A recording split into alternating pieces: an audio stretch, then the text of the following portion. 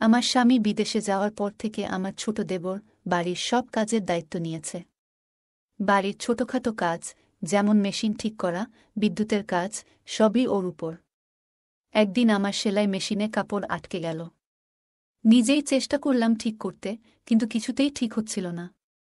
বেশ খানিকটা বিরক্ত হয়ে আমি আমার দেবরকে ডেকে নিলাম।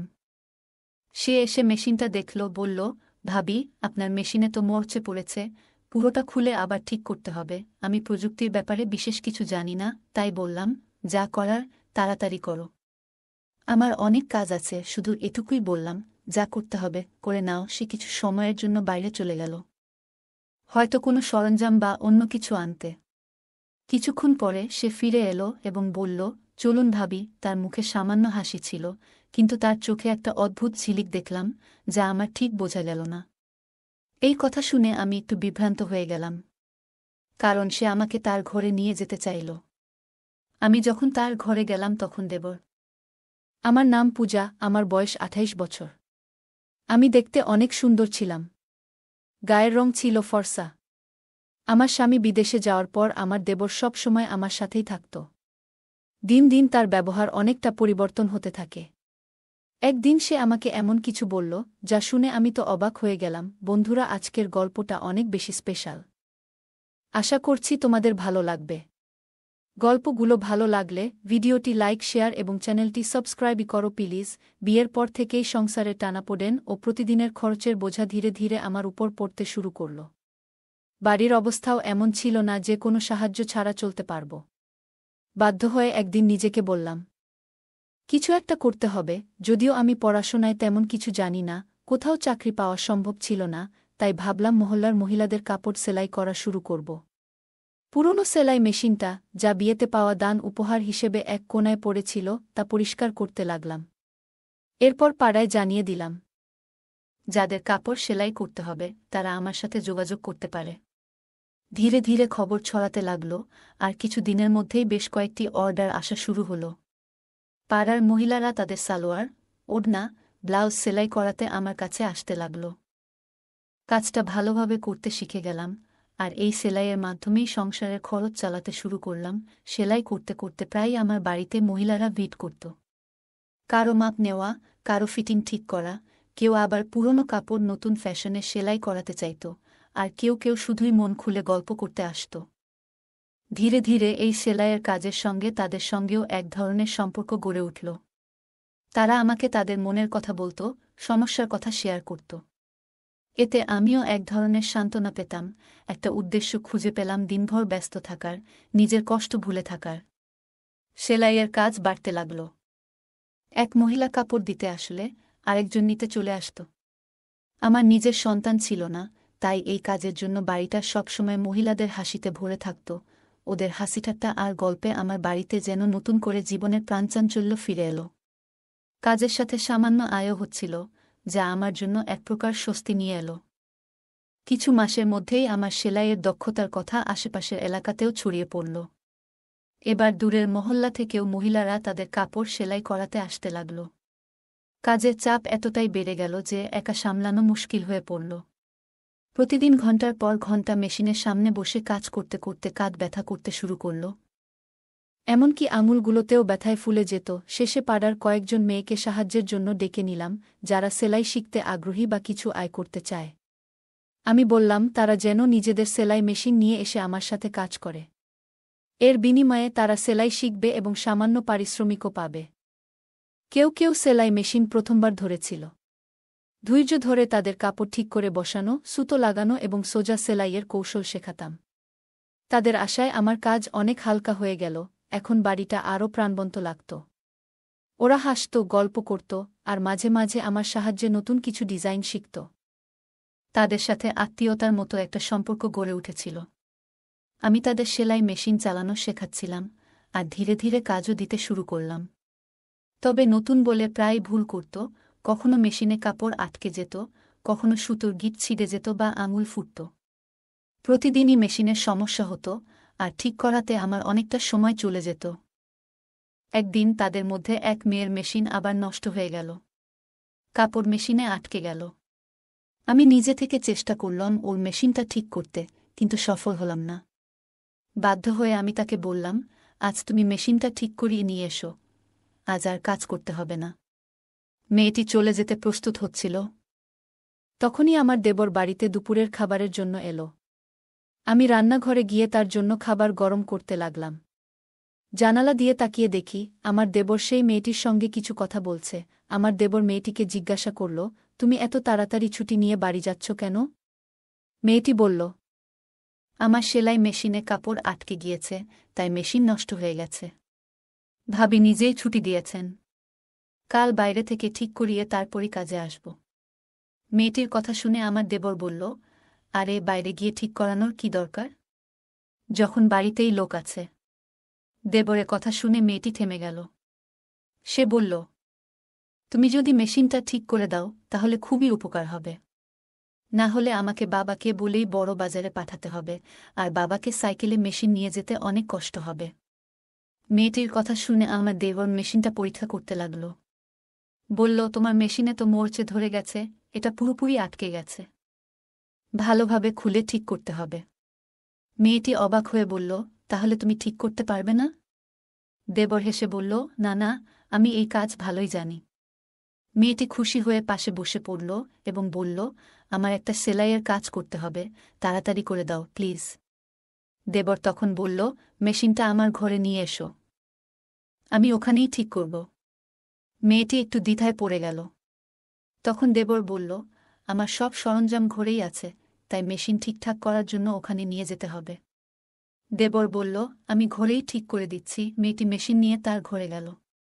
আমি খাবার গরম করে বাইরে রাখলাম, কিন্তু অনেকক্ষণ কেটে গেলেও দেবর এবং সেই মেয়েটি ঘর থেকে বের হচ্ছিল না। দুজনেই তরুণ, তাই চিন্তায় পড়ে গেলাম। কিছুক্ষণ অপেক্ষা করলাম, কারণ দেবর এর উপর সন্দেহ করতে চায়নি। তবু দীর্ঘ সময় পর ধৈর্য হারিয়ে অবশেষে দেবর এর ঘরের দিকে যাওয়ার সিদ্ধান্ত নিলাম।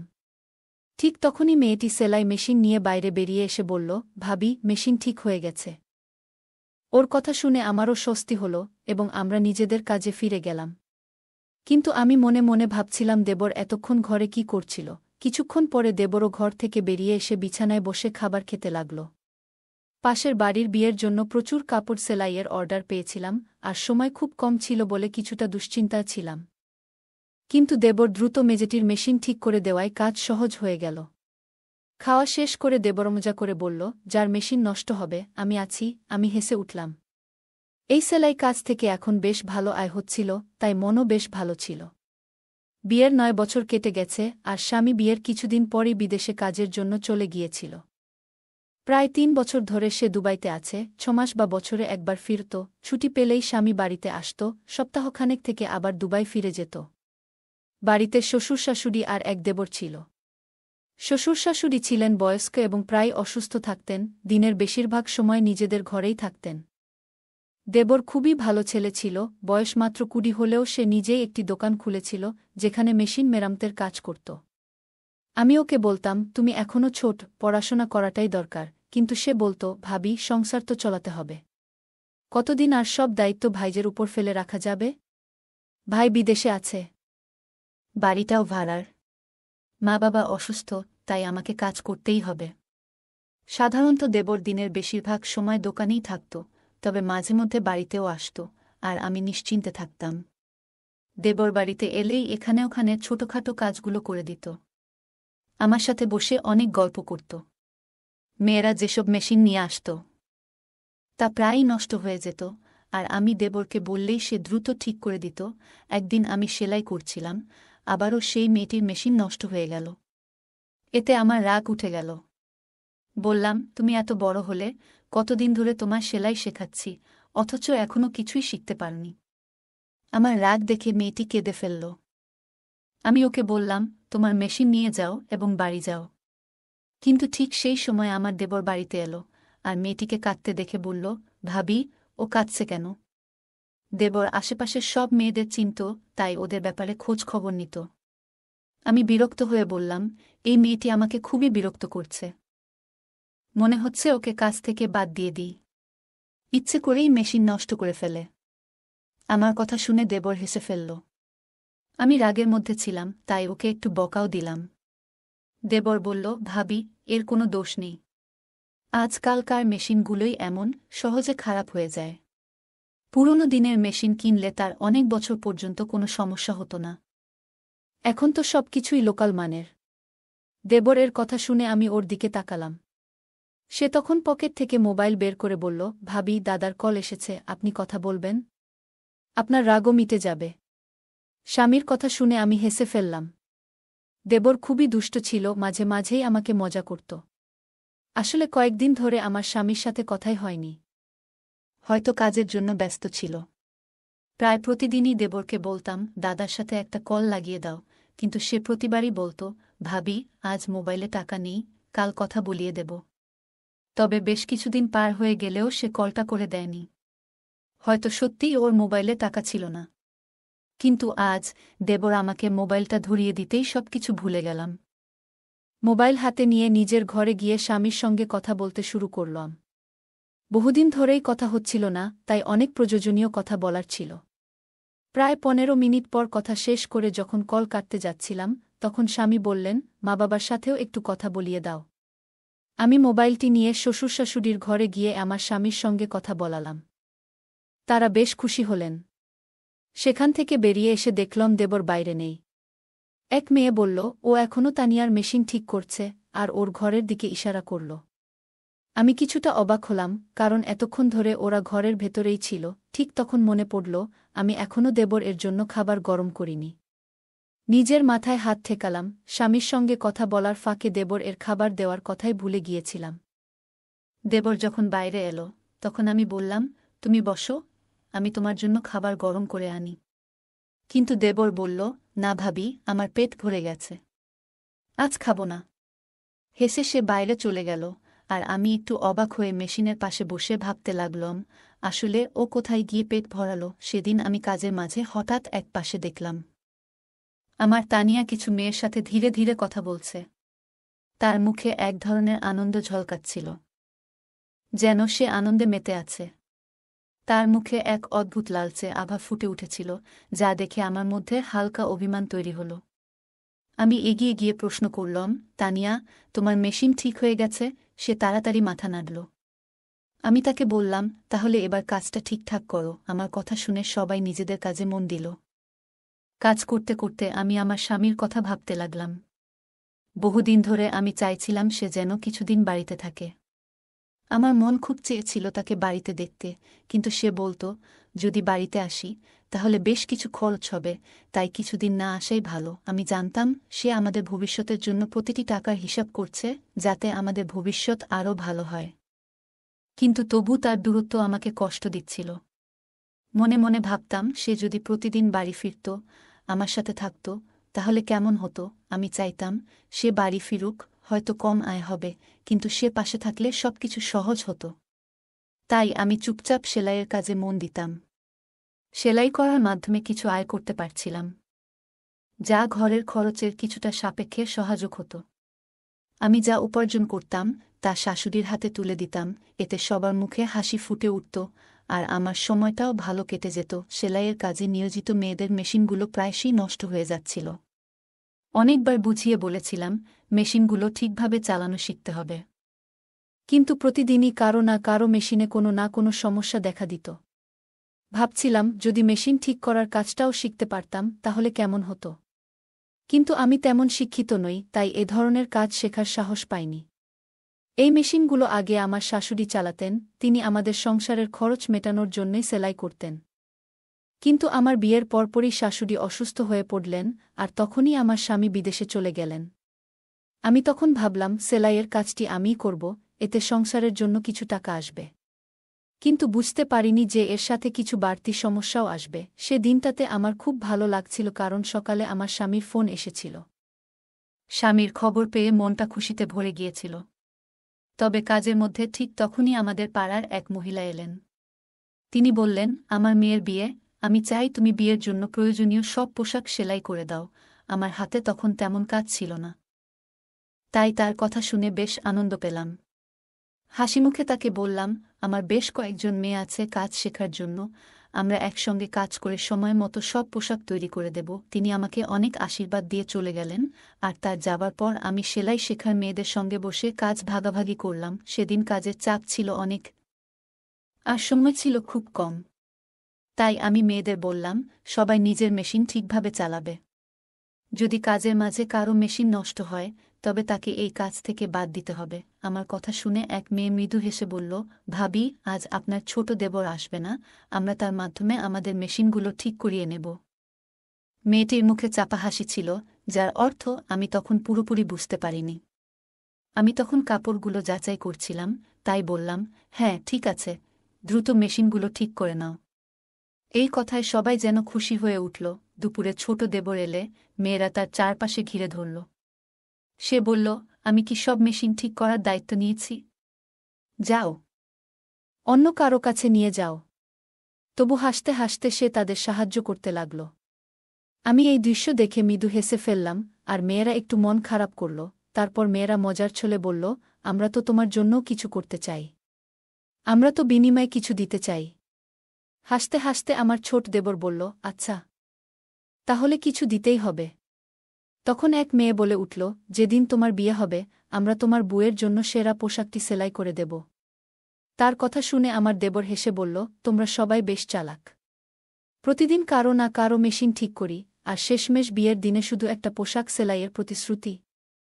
দেবর এর কথা শুনে আমি হেসে উঠলাম। সে বলল, তোমাদের সেলাই এখনও পুরোপুরি নিখুঁত নয়, তাই মাফ করো, আমার ভাবি আমার হবু স্ত্রীর জন্য পোশাক বানাবে। কথাটি বলে সে আমার দিকে তাকাল। আমি হেসে মেয়েদের বললাম, আমার ছোট দেবর এখনও খুব ছোট। তখন এক মেয়ে অবাক হয়ে বলল, ভাবি, কিন্তু ও তো দেখতে বেশ লম্বা। আমার দেবর মজার ছলে আমার দিকে তাকিয়েছিল, যেন আমার জবাব শোনার জন্যই অপেক্ষা করছিল। আমি জানতাম সে আসলে বয়সে বেশ তরুণ, পরিবারের দায়িত্ব নেয়ার জন্য সে প্রস্তুত নয়। আর্থিক পরিস্থিতিও তেমন ভালো নয়। আমার স্বামীও বিয়ের পর আমাদের ভবিষ্যৎ গড়ার জন্য দূরে চলে গিয়েছিল। আমিও চেয়েছিলাম না যে ভবিষ্যতে আমার দেবরের স্ত্রীও একই দূরত্বের কষ্টে থাকুক।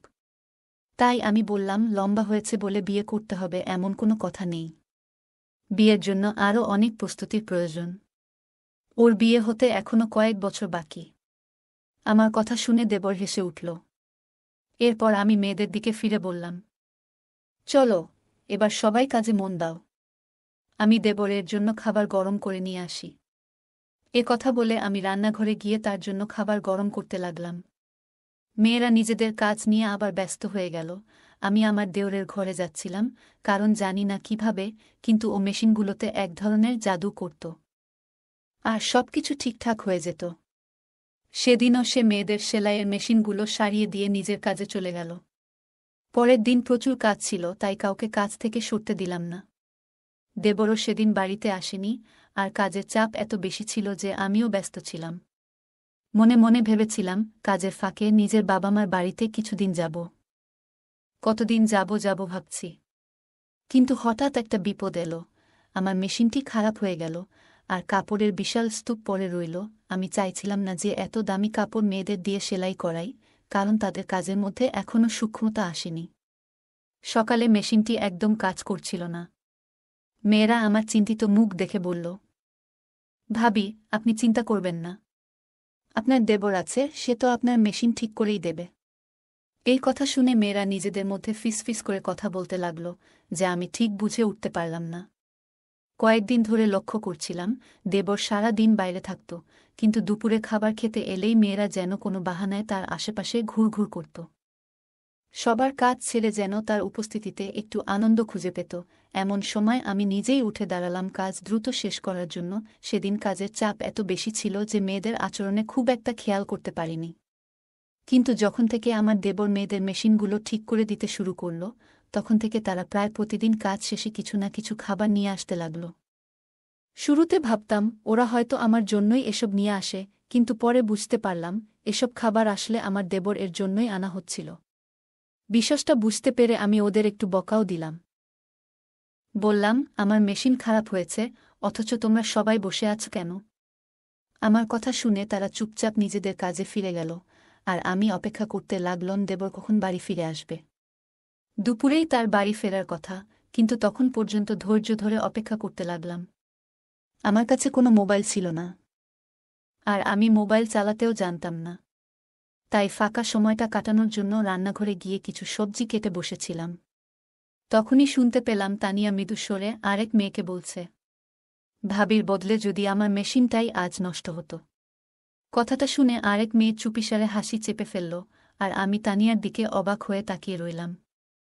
ওর চোখে এক ধরনের আকাঙ্ক্ষা ছিল। হঠাৎ মনে পড়ল তানিয়ার মেশিনই প্রথম নষ্ট হয়েছিল, আর সেই কারণেই আমার দেবর তার মেশিন ঠিক করার জন্য নিজের ঘরে নিয়ে গিয়েছিল। এই পুরো ব্যাপারটা আমাকে একটু চিন্তায় ফেলে দিয়েছিল। দুপুরের দিকে আমার দেবর বাড়ি এলো। আমি তার জন্য অপেক্ষা করছিলাম। সে বাড়িতে পা রাখতেই আমি বললাম, আজ আমার সেলাই মেশিনটা নষ্ট হয়ে গেছে, তাড়াতাড়ি এটা ঠিক করে দাও। আমি মেশিনের দিকে ইশারা করলাম, আর সে একবার আমার দিকে তাকিয়ে মেশিনের কাছে গেল। আমি বললাম, আগে ঠিকঠাক কাজ করছিল, কিন্তু আজ সকালে দেখি কাপড় আটকে যাচ্ছে।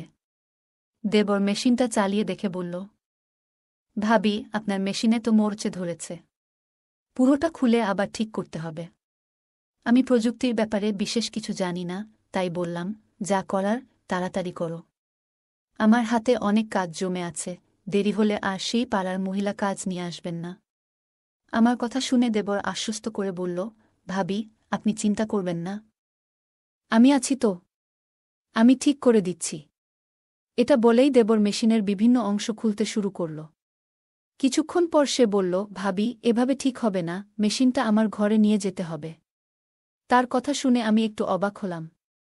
জিজ্ঞেস করলাম, ভেতরে এমন কি আছে যা এখানে নেই? আমার প্রশ্নে সে কিছুটা অপ্রস্তুত হয়ে বলল, ভাবি, আমার সমস্ত টুলস ভেতরেই রাখা, তাই মেশিন সেখানে নিয়ে যাওয়া ছাড়া আর কোনো উপায় নেই। তখন আমি বললাম, আমি তোমার সমস্ত টুলস বাইরে নিয়ে আসি। কিন্তু সে বলল, ভাবি, সেগুলো খুব ভারী, আপনি একা তুলতে পারবেন না। মেশিন ঠিক করাতে চাইলে ঘরেই নিয়ে যেতে হবে। তার কথা শুনে আমি কিছুটা অস্বস্তি অনুভব করলাম, কারণ আজই আমার মেশিনটি ঠিক করানো দরকার ছিল। তারপর কোনো উপায় না দেখে মেশিনটি তার ঘরে নিয়ে যাওয়ার জন্য রাজি হলাম। অবশেষে দেবর এর কথা মতো আমি মেশিন নিয়ে তার ঘরে গেলাম, কিন্তু সেখানে সে এমন একটি কথা বলল, যা শুনে আমি অবাক হয়ে বাইরে বেরিয়ে এলাম। তার কথাগুলো কিছুতেই মেনে নিতে পারছিলাম না, কারণ আমি তার ভাবি। দেবর তখন দোকানে চলে গেল, আর আমি সোজা শ্বশুর শাশুড়ির ঘরে গেলাম এবং তাদের পুরো ঘটনাটি বললাম। শাশুড়ি বললেন, ছোট ছেলে না বুঝে হয়তো এভাবে বলেছে, আমরা তাকে বুঝিয়ে দেব। কিন্তু আমি বললাম, আপনারা যাকে ছোট বলছেন সে এখন প্রাপ্তবয়স্ক, এরকম কিছু ঘটার আগেই ওর জন্য কোনো ভালো মেয়ে দেখে বিয়ে ঠিক করে ফেলা উচিত। শাশুড়ি চিন্তিত হয়ে বললেন, কিন্তু মেয়ে কোথায় পাব? আমি হাসি চাপিয়ে বললাম, এই নিয়ে ভাববেন না, আপনার ছোট ছেলে ইতিমধ্যেই নিজের পছন্দের মেয়েটিকে ঠিক করে ফেলেছে। আমি শাশুড়িকে তানিয়ার কথা জানালাম। শাশুড়ি ও শ্বশুর অবাক হয়ে তাকালেন। পরের দিন তারা দেবরের সঙ্গে কথা বললেন, এবং যখন তানিয়ার প্রসঙ্গ তুললেন, দেবর যেন সেই কথার জন্যই অপেক্ষায় ছিল। সে হাসিমুখে আমার দিকে তাকিয়ে জানিয়ে দিল যে সে রাজি।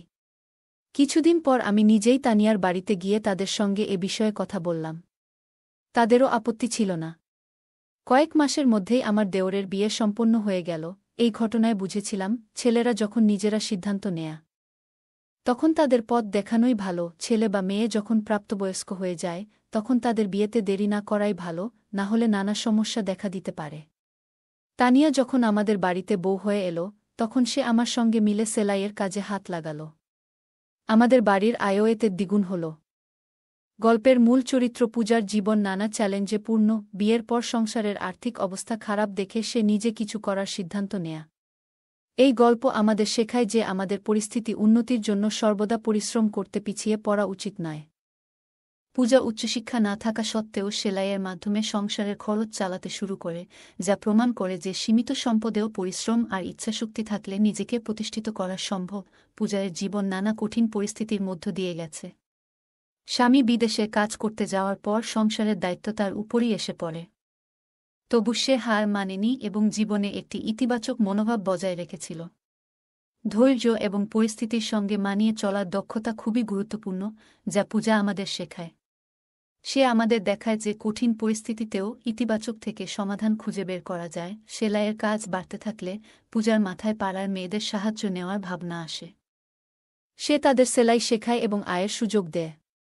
এতে বোঝা যায় আশেপাশের মানুষদের সহায়তা করলে অনেক সমস্যা সহজে সমাধান করা যায়। পূজা এই উদ্যোগের মাধ্যমে অন্যদের আয়ের পথ তৈরি করে, যা অনুপ্রেরণামূলক।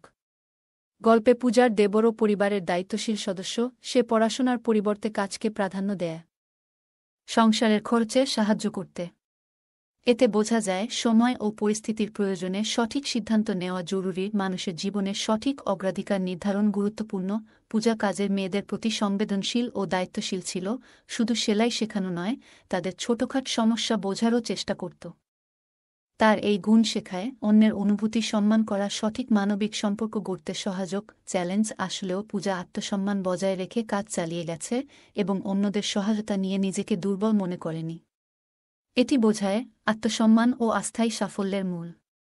পূজার স্বামী দূরে থাকলেও তার দেবর পাশে থেকেছে, যা শেখায় পরিবারের সহায়তা জীবনের অনেক সমস্যাই সহজ করে তোলে। পূজার সেলাইয়ের কাজ বাড়লে সে আশপাশের মেয়েদের কাজে যুক্ত করে, যা সহযোগিতার মনোভাবের উদাহরণ। এভাবে সে নিজের উন্নতির পাশাপাশি তাদের জীবিকাও রক্ষা করে। গল্পটি শেখায় যে এগিয়ে যেতে সঠিক সিদ্ধান্ত ও সহানুভূতি গুরুত্বপূর্ণ। পূজার কাজে আশেপাশের মহিলারা যুক্ত হওয়ায় তার ঘর শুধু সেলাইয়ের জায়গা নয়, সমস্যাগুলো শেয়ার করার স্থানও হয়ে ওঠে। এটি সমাজে সংযোগ ও সহযোগিতার বার্তা দেয় এবং ঐক্য বজায় রাখা উচিত। পূজার গল্প শেখায় যে আমাদের লুকিয়ে থাকা প্রতিভা চিনে কাজে লাগালে তা এগিয়ে চলার পথ হতে পারে।